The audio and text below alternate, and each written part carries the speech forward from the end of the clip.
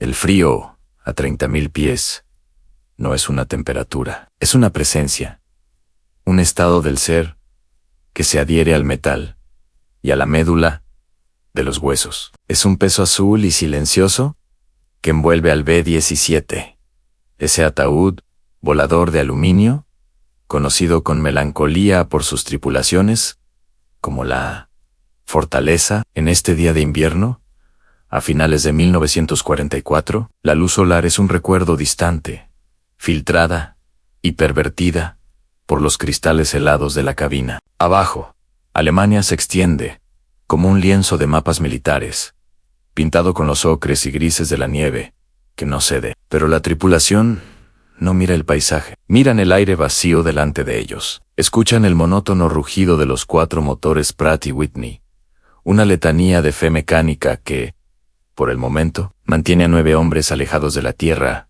que busca devorarlos. El capitán Vance no siente sus dedos, a pesar de los guantes de lana. Siente el yugo de control bajo sus palmas, un ancla palpable en un universo de vacío. El aire dentro de la cabina huele a ozono, combustible de alta octanaje, y el aliento rancio de hombres que han estado despiertos demasiado tiempo y han visto demasiado. Ellos son la 303, ala de bombardeo. Y su objetivo, una fábrica de combustible sintético a las afueras de Leipzig, es un punto de inflexión estratégico, un nudo en la garganta del Reich. Y saben que el Reich lo sabe. El silencio relativo de la travesía se rompe primero, no por el sonido, sino por el ritmo. El navegador en la proa, un muchacho delgado de Carolina del Sur, llamado Miller, se tensa. Su voz llega a través de los auriculares, sorprendentemente calma, pero tensa, en 10 segundos, para la zona de tiro. Prepárense para la sorpresa. La sorpresa siempre llega puntual. Primero, son las orquídeas negras. Nubes de flak, densas, generadas por cañones de 88 milímetros, que florecen en el cielo, con una precisión macabra. No explotan con ruido. Truena con un golpe seco, como si un gigante estuviera aplaudiendo con guantes de acero. El B-17S tambalea bajo la primera ráfaga, y el sonido dentro de la cabina cambian. El rugido del motor se mezcla con el golpe metálico de la metralla, pequeños duendes de acero caliente que se incrustan en el fuselaje, cantando al perforar el aluminio. Vance ajusta la palanca, corrigiendo la deriva. Es un baile macabro mantener el rumbo a través del campo minado, invisible. El infierno en el cielo tiene su propia coreografía, mientras la Flak por se astiga desde abajo. Los interceptores alemanes, los Messerschmitts y Focke-Wulfs esperan en las alturas, listos para la carnicería. Son elegantes, rápidos, mortales. A la 1 en punto. Fighters, muchos de ellos. El artillero de la torreta superior grita la advertencia, y la voz es cortada inmediatamente por el sonido de su ametralladora. La Bredan 50, escupiendo un juramento de fuego. El olor a cordita quemada es instantáneo, penetrando el olor a ozono y frío. Vance aprieta los dientes. Esto no es una pelea, es una supervivencia, minuto a minuto. Gira el bombardero ligeramente, para ofrecer menos superficie vital al ataque frontal. Puede sentir las vibraciones de su propia artillería, y el tamp, tamp, tamp, rítmico de los proyectiles alemanes, impactando contra el fuselaje. El primer impacto crítico no fue una explosión, fue un rugido desgarrador, metálico y húmedo, como si una hoja de cuchillo gigante hubiera rasgado la carne del avión. Vino del ala de estribor. El motor exterior, el número 4, gimió, escupió una llamarada momentánea de aceite y humo, y luego se quedó en silencio, un trozo de hierro muerto. Vance inmediatamente cortó la línea de combustible, presionando el pedal, luchando para mantener el equilibrio con solo 3 motores funcionales. La pérdida de potencia fue solo el preludio. El ataque se volvió personal, concentrado en la cola. Un Focke-Wulf 190, pilotado por un Haas que sabía exactamente dónde golpear. Descendió y escupió una ráfaga de proyectiles de cañón de 20 milímetros, directamente hacia los estabilizadores horizontales. El sonido fue ensordecedor. No era metralla, era el desgarro estructural. En la cabina, el capitán Vance sintió que la presión se invertía. El aire frío y violento entró por una brecha recién abierta en la pared posterior. El navegador gritó algo ininteligible. Vance agarró el yugo y trató de corregir un nuevo y peligroso cabeceo hacia la derecha. Pero el yugo estaba suelto. No suelto de manera flexible, sino inerte, como un juguete de madera. El mundo pareció detenerse, y el rugido de los motores se convirtió en un zumbido distante. Tiró del yugo Nadanjiro. Los pedales del timón en cero respuesta. Era como si la cabina se hubiese desconectado del resto del avión. Control de cola. Reporte de daños. La voz de Vance era áspera, desgarrada por la máscara de oxígeno. El artillero de cola, un joven llamado Perry, respondió inmediatamente. Su voz, una mezcla de incredulidad y miedo primario. ¡Capitán! ¡Estamos abiertos! ¡No hay timón! El elevador o en parte del elevador de estribor se ha ido cableado cortado. Es un colador. Atrás, silencio absoluto en la cabina, salvo por el ruido del viento furioso entrando por los agujeros. 30.000 pies. El avión, dañado en los controles de vuelo críticos, ahora entraba lentamente en una espiral descendente. Sin timón ni alerones funcionales, el B-17N, o era ya una nave, era un proyectil pesado, diseñado para caer. La gravedad, por fin, reclamaba su derecho. Vance miró por el parabrisas. Los demás bombarderos de la formación ya se estaban alejando, dejando una estela de humo blanco y esperanza. Estaban solos a 9 hombres. Un avión incapacitado, un descenso incontrolado, y el territorio enemigo esperando abajo. El pánico era un veneno lento y seductor.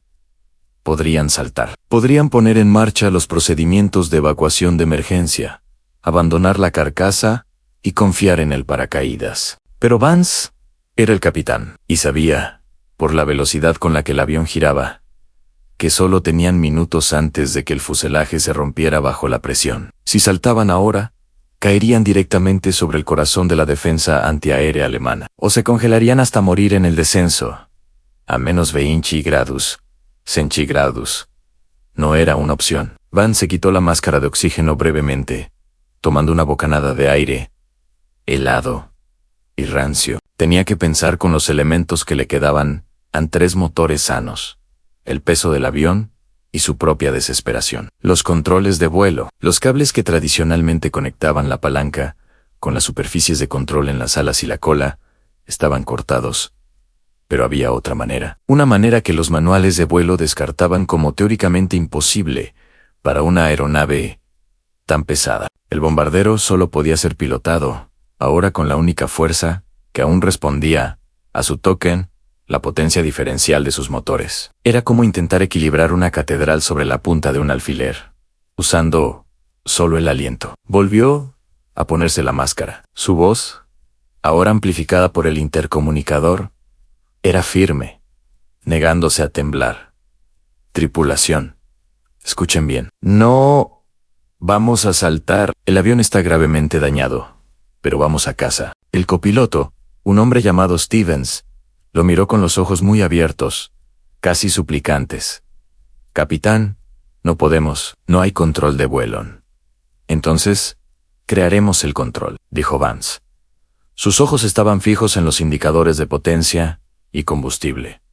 Stevens, necesito que te concentres. Vamos a usar los motores como timones. Para girar a la izquierda, cortaremos el gas en el motor interior de estribor y aumentaremos el de babor. Para corregir el cabeceo, usaremos el mismo principio, modulando la velocidad para mantener la sustentación en el ala que la necesite. El concepto era simple. La ejecución era un insulto a la ingeniería. Un B-17N necesita la cola para volar. Sin ella, cualquier pequeña desviación se magnificaría en un desastre aerodinámico. Estaban a merced de la física, intentando domesticar una bestia herida con trucos de circo. La aeronave continuaba su lento pero inexorable giro hacia la derecha, la nariz cayendo. Vance sabía que si la velocidad aumentaba demasiado en ese descenso, el ala dañada se arrancaría o el fuselaje se desintegraría. Ahora, Stevens. Reducir potencia en el 3. En rápido, la diferencia en la sustentación provocada por la modulación del gas fue leve, casi imperceptible. Pero el avión respondió. Negándose a girar tan rápidamente, no corrigió, simplemente ralentizó su camino hacia la muerte. El viaje de vuelta, que bajo circunstancias normales duraba 3 horas, ahora se convertiría en una agonía de horas. Un experimento brutal de control y fuerza de voluntad, llevado a cabo a través de un cielo hostil y roto por el frío. Tendrían que volar bajo la vigilancia constante de los cazas alemanes, sin capacidad de maniobra, y enfrentar la aterradora perspectiva de un aterrizaje, sin la posibilidad de frenar o dirigir la nave. Pero primero, tenían que sobrevivir las siguientes 60 millas sobre territorio enemigo. La historia del vuelo no controlado acababa de empezar. El sol de la tarde se inclinaba, tiñendo las nubes de un gris cobrizo, un color que presagiaba más tragedia que belleza. El B-17, que Vance y Stevens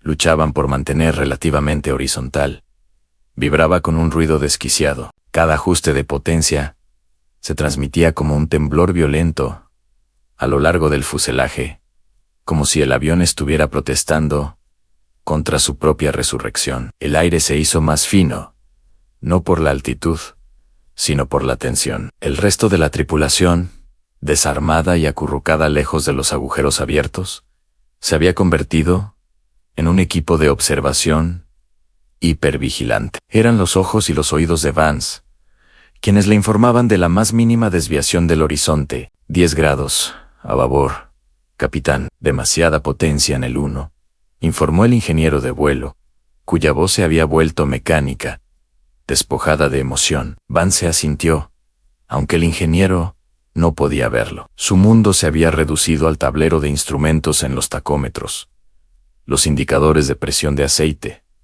las palancas de gas. Su mano ya no estaba en el yugo. Su mano estaba en las palancas de aceleración, usándolas como el pincel más delicado o el cincel más brutal. Para enderezar, Vance empujó el motor número 1, el exterior de babor, a la potencia máxima, y el 3, el interior de estribor, a ralentí.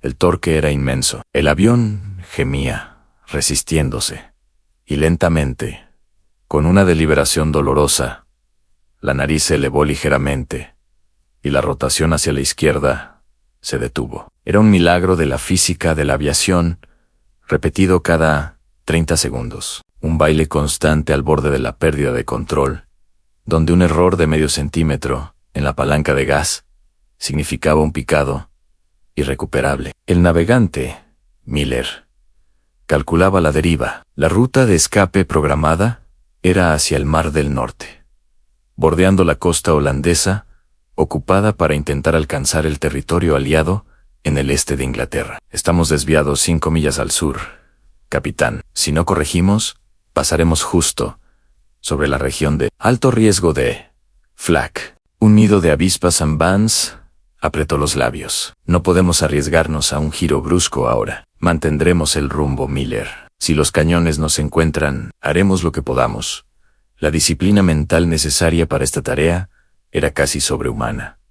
Vance no estaba solo volando el avión, estaba calculando la inercia, la resistencia aerodinámica y el centro de gravedad con cada exhalación. Su mente era una calculadora analógica que trabajaba sin parar bajo una presión de miles de atmósferas. La noche comenzó a caer, y con la oscuridad llegó un enemigo más insidioso que él. Flak, el hielo. A la altitud necesaria para evitar las montañas y las defensas de baja cota, la temperatura era infernal. Las gotas de agua suspendidas en el aire se congelaban al contacto con el metal frío de las alas y el fuselaje. El hielo no era solo peso extra, era un destructor del perfil LR, arruinando la sustentación que era ahora tan desesperadamente necesaria. Capitán, formación de hielo visible en las alas de babor, dijo Stevens, señalando la capa opaca que se formaba rápidamente. El B-17 estaba equipado con sistemas de deshielo neumáticos, botas de goma en el borde de ataque, que se inflaban y desinflaban para romper el hielo. Pero la tripulación sabía que el cableado de esos sistemas estaba probablemente dañado en la cola. Enciendan las botas, ordenó Vance. Sin muchas esperanzas. En silencio reporte. Stevens. No hay luz indicadora, capitán. Creo que estamos operando sin deshielo. Era el principio del fin. Sin sustentación adecuada, el avión simplemente no podría mantenerse en el aire. La única opción era descender. Salir de la capa de nubes heladas a una altitud donde el aire fuera más cálido. Pero a una altitud baja. Eran presas fáciles. Miller, dame la altitud de congelación más probable, según los datos meteorológicos. Alrededor de 10.000 pies.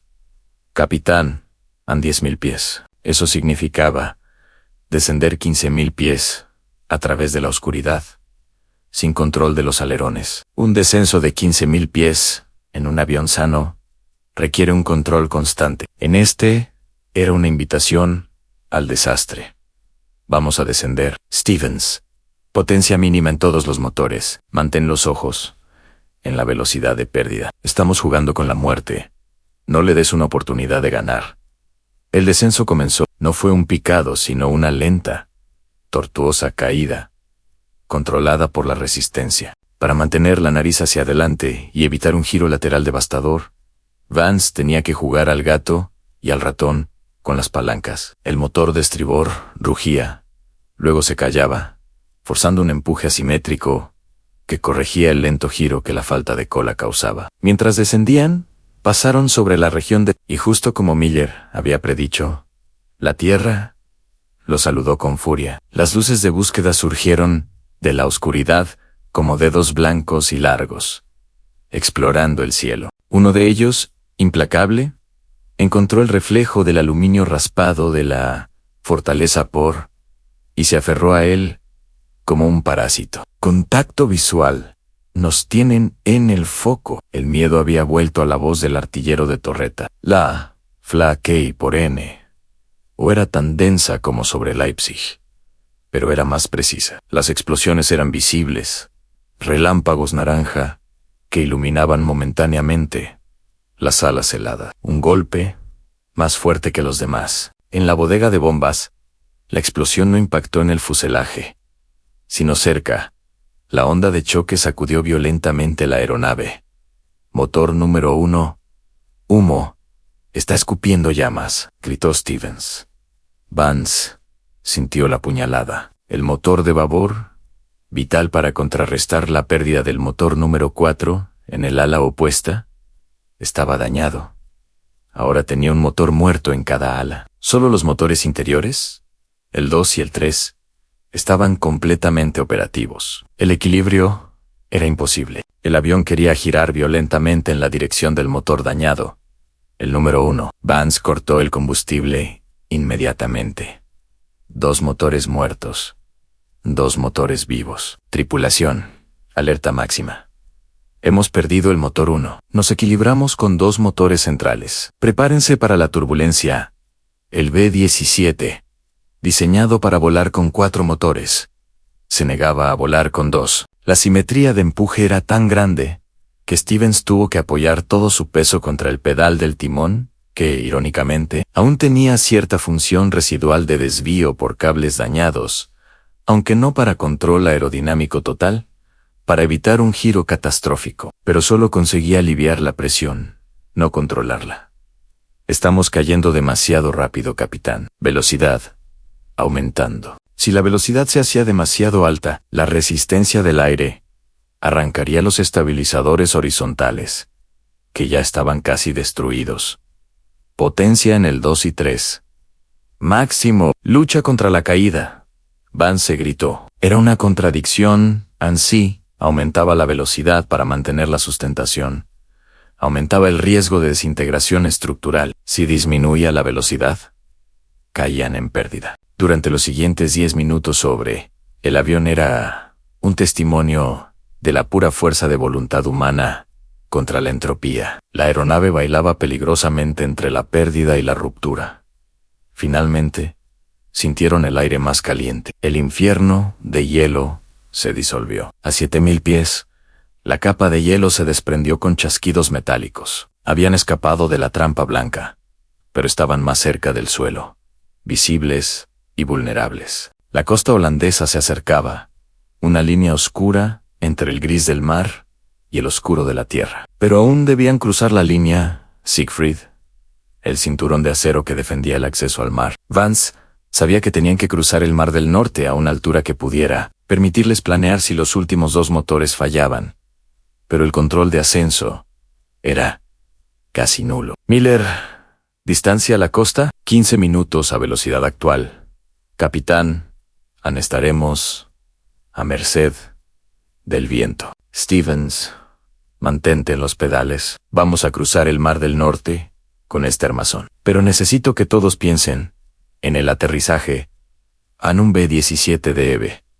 Aterrizar con los flaps extendidos y el tren de aterrizaje bajo control. Los flaps son vitales. Son las superficies de control que crean la sustentación adicional necesaria para volar lento antes de tocar tierra. Sin ellos, la velocidad de aterrizaje sería demasiado alta. Ingeniero, ve a la bahía de bombas. Necesito que revises las líneas hidráulicas. ¿Puedes decirme si los sistemas de flaps están funcionales? El ingeniero se arrastró fuera de la cabina, volviendo minutos después, con la cara pálida, al capitán. La línea hidráulica principal de los flaps está cortada, cerca del compartimento de radio. El fluido se ha ido. No hay flaps, no hay timón, no hay alerones, no hay estabilizadores, no hay flaps. Era un avión condenado, sostenido por 2 motores y una oración. Vance se permitió cerrar los ojos por un instante. Ya no pensaba en el miedo, pensaba en el procedimiento. Un aterrizaje de panza, a alta velocidad, sin capacidad de dirigir el avión una vez tocada tierra. Era un suicidio para la tripulación. Tenía que encontrar un modo de extender al menos una fracción de los flaps, incluso si era por la fuerza bruta. Ingeniero, ¿hay alguna posibilidad de extender los flaps manualmente? Incluso unos pocos grados. Hay una manivela de emergencia, capitán, pero es lenta. Tarda media hora en extenderse por completo en tierra. Y no estoy seguro de que el mecanismo de engranaje no esté dañado por los impactos. No tenemos media hora. Tenemos 15 minutos para llegar a la costa mientras el B-17 cojeaba sobre la oscuridad de Holanda. Vance tomó una decisión que iba más allá del protocolo. Una decisión de pura desesperación mecánica. Stevens, mantén la aeronave lo más estable posible. Solo con el diferencial de empuje. Yo voy abajo en el capitán de la aeronave. No se suponía que abandonara su puesto en pleno vuelo, especialmente cuando cada fracción de segundo de su atención era vital. Pero no había otra opción. Vance desconectó su sistema de oxígeno. Pasó el control de las palancas de gas a Stevens, una responsabilidad inmensa, y se arrastró hacia la bahía de bombas, donde el frío era una mordida salvaje, ya que no había aislamiento ni presión de cabina. En la oscuridad casi total, solo iluminado por una linterna de emergencia, Vance encontró al ingeniero luchando con la manivela de emergencia. El compartimento olía a metal quemado y aceite hidráulico. No se mueve, capitán. Está atascado. Vance quitó los guantes. Sintió el frío del metal. Los engranajes estaban atascados, bloqueados por metralla o por la torsión del impacto. Necesitamos fuerza. Toda la que tengas, dijo Vance. Y juntos, el capitán y el ingeniero, con la adrenalina disparada, empujaron, tiraron y forzaron la manivela de metal. Un chasquido, un gemido de acero, y con un esfuerzo que tensó cada músculo de sus brazos, el mecanismo cedió. El ingeniero comenzó a girar Despacio. Muy despacio. ¿Cuánto, ingeniero? ¿Cuánto podemos obtener? Quizás 10 grados de extensión, capitán. Quizás 12. Eso es todo. La tensión es demasiado grande en 12 grados. No era suficiente para un aterrizaje normal, pero era mejor que nada. 12 grados de flaps significaban que la velocidad de aterrizaje se reduciría ligeramente. Significaba una probabilidad minúscula de que la tripulación saliera viva. Vance regresó a la cabina. Stevens estaba luchando con el equilibrio. Capitán, la presión. Estamos perdiendo altura demasiado rápido. Estamos a salvo de las nubes de hielo. Ahora, Stevens, enfócate. 10 minutos para la costa. Y luego, el mar del Norte no era un aliado. Sus aguas heladas eran tan mortales como el acero alemán. Pero su destino era Inglaterra. Su esperanza era un aeródromo aliado en East Anglia. La costa apareció como una promesa oscura en la distancia, las olas rompiendo con un sonido blanco y silencioso, bajo la luz de la luna. El cruce del canal estaba a punto de comenzar, y el verdadero clímax, el aterrizaje imposible, estaba a solo 1 hora de distancia. El avión cojeaba hacia la libertad, un fantasma de aluminio roto, arrastrándose a través de la noche. El Mar del Norte es una entidad fría, indiferente a las guerras y a los hombres que caen en su seno. A esa hora avanzada de la noche, su superficie era una sábana de terciopelo negro, salpicada de espuma. El B-17, con sus 2 motores gimiendo y el ala de estribor ligeramente caída, se arrastró sobre la costa, dejando atrás la tierra enemiga y entrando en la vasta, helada extensión de la supervivencia. Vance no sintió alivio, solo una intensificación de la concentración. El cruce del canal era la prueba de fuego de su sistema de control diferencial de potencia. Sobre tierra, podían medir su deriva contra el paisaje. Sobre el mar, en la oscuridad, no tenían puntos de referencia. Cualquier pequeña desviación se magnificaba. Un leve giro a la izquierda, no corregido, los enviaría a un amplio arco, perdiendo tiempo y combustible vital. Miller, necesito que seas mis ojos y mi brújula. Cualquier cambio de rumbo que detectes, por mínimo que sea, lo comunicas de inmediato, instruyó Vance, con la voz apenas un susurro. El bombardero, despojado de gran parte de su autoridad aerodinámica, era increíblemente sensible a la turbulencia atmosférica. Cada bolsa de aire, cada cambio en el viento a baja altitud, lo hacía cabecear y amenazaba con enviarlo a la perdición. Vance y Stevens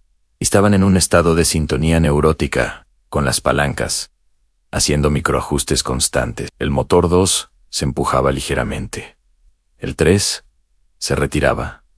El 2 se retiraba. El 3 se empujaba. Era una oscilación perpetua, una batalla contra el péndulo del desastre. La tripulación, congelada y exhausta, observaba desde sus puestos. El artillero de cola había reportado que el gran agujero en el fuselaje, cerca de los estabilizadores, estaba ahora silbando con una furia constante. El frío era insoportable, filtrándose, incluso, a través del grueso equipo de vuelo. Después de lo que parecieron siglos, Miller reportó un contacto. Señal de radio de emergencia. Capitán, es inglés. Parece ser la base de Watersham, en East Anglia. Nos están esperando. A la noticia, inyectó una dosis de adrenalina. Tenían un destino, pero la llegada era lo más peligroso. Vance se puso en contacto con Watisam. La voz al otro lado era calmada, profesional, pero había un tono de incredulidad subyacente. Watisham, A por F-3, S por 517. Hemos estado monitoreando su código de transpondedor. Dañadón repita su estado. ¿Tiene confirmación de que no hay control de vuelo en el yugo? Vance respondió con una honestidad brutal. Watisham, negativo en control de vuelo primario. Control cero en alerones, timón y elevadores. Navegación solo por potencia diferencial. Tenemos 12 grados de flaps de emergencia. 2 motores inoperativos. Solicitamos pista despejada y equipo de emergencia. El silencio de radio fue la respuesta. Luego, el controlador aéreo, un hombre llamado Sargento Davis, respondió. Entendido, 517. Esto es inaudito. Tendremos la pista 28 despejada, larga y con espuma de emergencia.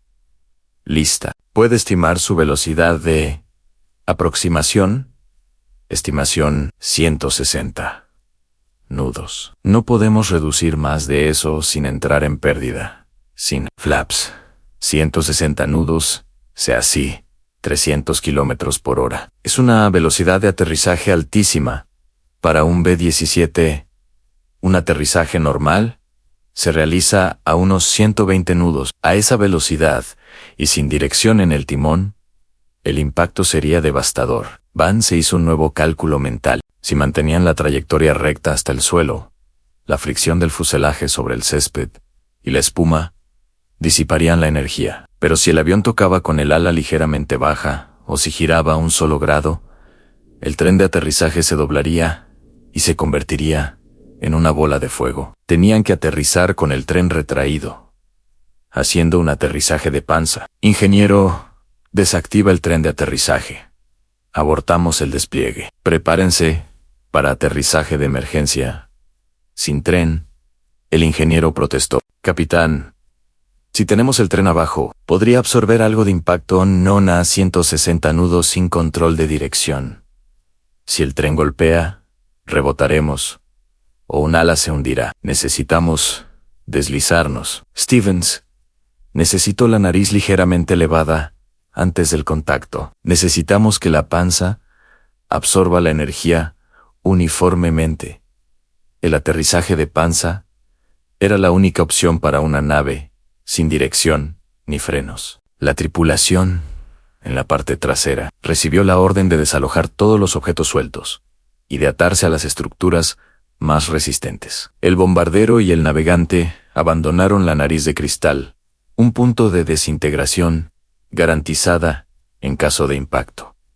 La aproximación a Bottesham. La base era visible, un puñado de luces de pista, solitarias y brillantes en la oscuridad. El controlador de tierra había encendido las luces de aproximación en la pista 28, pero el B-17N o podía seguir la trayectoria de planeo normal. Ajuste fino.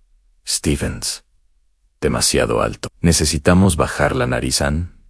Para bajar la nariz, sin elevador. Vance tenía que jugar con la potencia, reduciéndola en ambos motores para perder sustentación, y luego empujándolos justo a tiempo para evitar la caída en picado. La maniobra era angustiosa, un descenso controlado hacia un punto exacto en el campo. Cuando cruzaron el límite del aeródromo, el mundo pareció acelerarse. Vance vio las balizas, la pista extendiéndose como una promesa cruel, y vio la espuma, toneladas de espuma blanca, dispuesta para amortiguar el impacto y sofocar el fuego. Estaban a 50 pies sobre el suelo.